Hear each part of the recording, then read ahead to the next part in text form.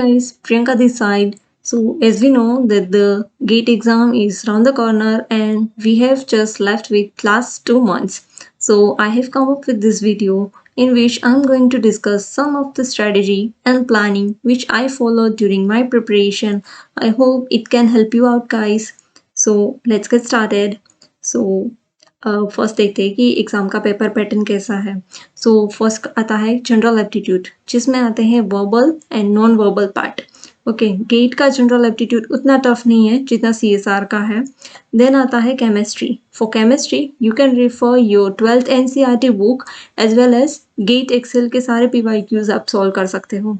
फिर आते हैं कोर सब्जेक्ट्स जिसमें से आपको कोई भी 2 सब्जेक्ट्स आपके अकॉर्डिंगली चूज करना है जिसमें आप ज़्यादा कॉन्फिडेंट हो और जिसमें आप ज़्यादा मार्क्स गेन कर सकते हो। ओके, जनरल एप्टीट्यूड आता है 15 मार्क्स का, केमिस्ट्री आता है 25 मार्क्स का एंड कोर सब्जेक्ट्स को मिला के 60 मार्क्स का पेपर आता है। ओके, तो ऐसा नहीं है कि मैं माइक्रोबायोलॉजी बैकग्राउंड से हूँ तो मुझे सिर्फ माइक्रोबायोलॉजी ही चूज करना है। Okay, you can choose any of the subjects in which you are more comfortable. Okay, तो आपको अपने हिसाब से ये चूज करना है। फिर आते हैं कि कितने कैसे टाइप्स के क्वेश्चंस गेट पूछते हैं। Okay, MSQ types, MCQ and NAT type. So MSQ and NAT में कोई भी नेगेटिव मार्किंग नहीं है, तो जिस क्वेश्चन में नेगेटिव मार्किंग नहीं है तो ऐसे टाइप के क्वेश्चंस को आपको छोड़ना नहीं है। ओके, यहाँ पे आप अपने गेस वर्क आप यहाँ पे कर सकते हो but no guesswork in MCQs। जहाँ पे नेगेटिव मार्किंग है वहाँ पे कोई गेस वर्क नहीं करना बिकॉज 1 मार्क के क्वेश्चन में 0.3 की डिडक्टिंग है नेगेटिव मार्किंग एंड 2 मार्क्स के क्वेश्चन में 0.6 की। So now what things you can do in this last 2 months। Okay, so आपको जनरल एप्टीट्यूड डेली 1 आवर करना है और 1 आवर केमिस्ट्री करना है और 3 घंटे का अलार्म लगा के आपको PYQ ही एज अ मॉक टेस्ट देने हैं। ओके, आप मेक श्योर करें कि आप जैसे एग्जाम हॉल में जो आपका माहौल होता है ऐसा आप घर पे बनाएं और घर पे भी आप ऐसे स्ट्रिक होके ऐसा एनवायरनमेंट फॉलो करके आप PYQ को ही एज अ मॉक टेस्ट दो ताकि आप हैबिचुएट हो जाओ कि एग्जाम में पेपर कैसा आएगा। ओके, फिर आपको करना है आपके जो मेन कोर सब्जेक्ट है उसको आप एक सब्जेक्ट को 1 मंथ में ले लो, फिर उसको अच्छे से पढ़ो, फिर अच्छे से उसके नोट्स बनाओ और रिवाइज करते चलो। Okay, write down all the formulas at one place ताकि आपको लास्ट मोमेंट पे रिवीजन के लिए कहीं दिक्कत ना हो। फिर आपको रिवाइज करने हैं सारे कंसेप्ट। ऐसा ना हो कि सिर्फ आपने पढ़ लिया एक ही बारी में और फिर ये सोचोगे कि अब जो होगा वो देखा जाएगा। ऐसा वाला एटीट्यूड नहीं चलेगा। आपको डेली डेली रिवीजन करना है, revision is the must and आपको प्रैक्टिस करना है, ज़्यादा से ज़्यादा प्रैक्टिस करें और ज़्यादा से ज़्यादा रिवीजन करें। फिर आप अभी से ही वर्चुअल कैलकुलेटर को डाउनलोड करके इसकी प्रैक्टिस भी कर लो। Okay, you can get this from the Google Play Store और जैसे ही आप घर पे न्यूमेरिकल्स सॉल्व करते हो आप वहाँ पे ही अपने वर्चुअल कैलकुलेटर को यूज़ करके सारे वैल्यूज़ निकालो ताकि जब आप एग्जाम में वर्चुअल कैलकुलेटर यूज़ करना है तब तक आप प्रो हो जाओ। ओके, फिर अब बताती हूँ मैं 2 मंथ्स की प्लानिंग कि आपको इस 2 महीने के अच्छे से अच्छे कैसे यूटिलाइज कर सकते हो प्रोडक्टिव वे में ताकि आप ज़्यादा मार्क्स फेच कर सको। Okay, winners don't do different things, they do things differently. Okay, so दिसंबर में लमसम हमारे पास 20 डेज बचे हैं, तो आपको क्या करना है ये मैं डेली रूटीन बता रही हूँ कि डेली आपका टास्क ये होना चाहिए और ये कुछ टिप्स है कि जो मैंने फॉलो किए थे। ओके, आपको 1 आवर देना है जनरल एप्टीट्यूड को। ओके, आप सोर्सेज की माने तो आप सोर्सेज कहीं से भी पढ़ सकते हो। आप यूट्यूब सोर्स है या फिर कोई भी कोचिंग हो जहाँ से आपको सही लगे या फिर आप PYQs भी सोल्व कर लो, लेकिन आपको डेली 1 आवर जनरल एप्टीट्यूड को देना ही देना है। फिर आप 12th की केमिस्ट्री पढ़ लो या फिर उसके PYQs कर लो। 1 आवर केमिस्ट्री को भी देने हैं। फिर एज आई टोल्ड अर्लियर कि आपको 3 आवर्स का अलार्म लगा के PYQs को ही मॉक टेस्ट की तरह देना है, तो ये भी आपको डेली डेली करना है। ओके, और कैसे करती थी मैं बताऊं तो आपको एक चार्ट बना लेना है ऐसा,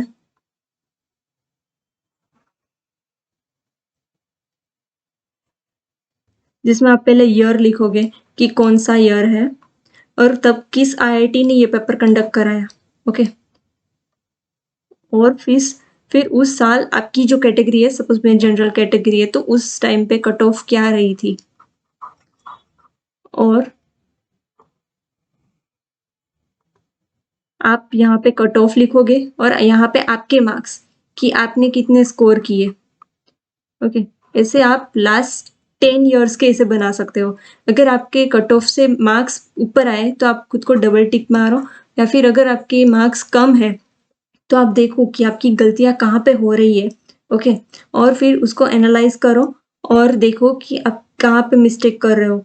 ओके, अगर ज़्यादा मार्क्स आते हैं तो आपको ओवर कॉन्फिडेंट भी नहीं होना है, और अगर कम मार्क्स आते हैं तो आपको अंडर कॉन्फिडेंट होकर अपने मोरल भी डाउन नहीं करने। ओके, फिर आपको सॉल्यूशन देखना है और अपनी गलतियों पे काम करना है।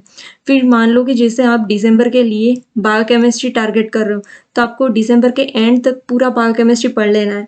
इसके सारे भी इंपॉर्टेंट टॉपिक्स, उसके सब टॉपिक्स, उसके सारे न्यूमेरिकल्स, उसके सारे फॉर्मूलाज, ये सब कुछ आपको लिखना भी है, प्रैक्टिस भी करनी है, उसके नोट्स भी बनाने हैं और अच्छे से रिवाइज भी करना है डेली, ताकि ये आपका सब्जेक्ट प्रो हो जाए एकदम। फिर आपको न्यूमेरिकल्स डेली प्रैक्टिस करने हैं, ताकि आपके एग्जाम हॉल में आपको न्यूमेरिकल्स देख के डर ना लगे। ओके, और जो मोस्ट इम्पॉर्टेंट टॉपिक्स हैं उसको तो कभी नहीं छोड़ना, जो गेट हर बार टारगेट करता है। नाउ लाइक आपको पता कैसे चलेगा कि इम्पोर्टेंट टॉपिक कैसा है? वो आपको पीवाईक्यू से आइडिया आएगा। जैसे ही आप पीवाईक्यूज को सोल्व करोगे तो आप देखोगे कौन से मोस्ट रिपीटेडली पूछे जाते, कौन से ऐसे टॉपिक्स हैं जो हर बार गेट वहां से क्वेश्चंस तो पूछते ही पूछते हैं। तो आपको ऐसे टॉपिक्स आपको छोड़ने नहीं है और उसको आप अपना बेस्ट टॉपिक बना लो। ठीक है, फिर आता है जनवरी। इसके 31 डेज में आप क्या करोगे? 1 hour for general aptitude. Likewise chemistry भी आपको ऐसे ही करना है जैसे आप पहले मंथ कर रहे थे। केमिस्ट्री भी आपको 1 आवर करना है। सारे पीवाईक्यूज केमिस्ट्री के कर लो, उसके सॉल्यूशन देख लो और 12th की एनसीईआरटी भी कर लो। जितना आपसे हो सके उतना बेस्ट है।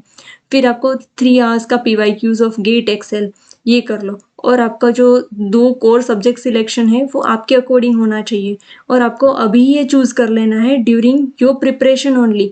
आपको ये नहीं करना कि हम एग्जाम हॉल में जाके फिर कोई भी 2 चुनेंगे और फिर देखेंगे कि किसमें मार्क्स ज़्यादा बन रहे हैं। नो, आपको पहले पीवाईक्यूज को ही देख के घर में ये डिसाइड करके जाना है कि आपके लिए कौन से 2 सब्जेक्ट्स है जो आपके लिए बेस्ट है।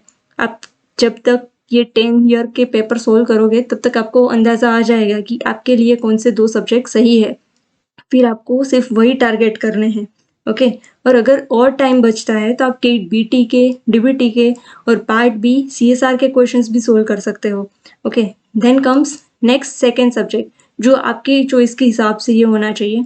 मैंने ये जूलॉजी रखा था क्योंकि सीएसआर के साथ मेरा ये कोरिलेट कर रहा था। फिर आपको उसके कंसेप्ट भी लर्न करने हैं और उसके नोट्स भी बनाने हैं। Okay, eight the end of the January आपके 2 सब्जेक्ट्स अच्छे से कवर हो जाएंगे। उसके साथ साथ आपका केमिस्ट्री भी अच्छा हो जाएगा और आपका जनरल एप्टीट्यूड भी अच्छा हो जाएगा, ताकि आप एग्जाम में आराम से 5 से 7 क्वेश्चन तो जनरल एप्टीट्यूड के लगा ही लोगे। और जनरल एप्टीट्यूड इतना डिफिकल्ट नहीं आता, क्योंकि देखा जाए तो गेट में जो जनरल एप्टीट्यूड के क्वेश्चन होते हैं वर्बल पार्ट में, वो तो आराम से 1 से 2 क्वेश्चन ऐसे होते हैं कि हर कोई कर ले। ठीक है, और नॉन वर्बल पार्ट में भी एक ग्राफिकल टाइप और लॉजिकल टाइप्स के क्वेश्चंस होते हैं, pipe system type, work done type, ऐसे टाइप के क्वेश्चंस भी आप कर सकते हो आराम से। और तब तक आपके इस मंथ के एंड तक आपके सारे पीवाईक्यूज भी 10 ईयर्स के हो जाएंगे। ओके, इतना तो मैं मान ही लेती हूँ कि आप ये फॉलो करोगे तो अच्छे से आपका सिलेबस टाइम बाय आपका हो जाएगा कवर। फिर फरवरी के लास्ट 10 डेज में आपको क्या करना है? सिर्फ और सिर्फ रिविजन करनी है। ओके, जो 2 कोर सब्जेक्ट्स जो आपने डिटेल में पढ़े पिछले 2 महीने, उसको आपको मल्टीपल टाइम रिवीजन देना है और अच्छे से पढ़ना है। Okay, practice more numericals and जो सारे फैक्चुअल बेस्ड क्वेश्चंस है या फिर ऐसे कंसेप्ट है उसको आप एक जगह पे नोट डाउन कर दो और डेली रिवीजन करो इसका। बस लास्ट के 10 डेज में यही करना है, तब तक आप मोर कॉन्फिडेंट हो जाओगे कि आपने बहुत कुछ कर लिया है। ओके, और अब देखते हैं कि क्या चीज़ें हैं जो आपको नहीं करनी है इन 2 महीने दौरान। Okay, so now avoid social distraction. जिससे आपको लगता है कि यहाँ से मेरा टाइम वेस्ट हो रहा है या फिर ये काम मैं 2 महीने बाद भी कर सकती हूँ, तो आपको ऐसे काम को अभी डिले कर देना है। Okay, and no self doubt. और अभी आपको सोशल मीडिया का कम से कम यूज़ करो, कि ऐसा करो कि जहाँ से आपका टाइम वेस्ट हो रहा है वो सारी चीज़ें अभी के लिए हटा दो, and prioritize the things which is more important and more useful for you right now. Okay, जिस जो आपकी प्रायोरिटी है अभी आप उस पर फोकस करो। फिर no negative thinking and overthinking, कि सेल्फ डाउट्स भी नहीं लाने और ये भी नहीं सोचना कि पेपर कैसा होगा और मेरा कैसा परफॉर्मेंस रहेगा, और ये सब कुछ बातें अभी नहीं सोचनी। आपको बस आपके हाथ में है अभी मेहनत करना, आपके हार्डवर्क पे फोकस करो and at the end you will achieve your goal. Okay, so just be confident, you have done more than enough to crack this exam.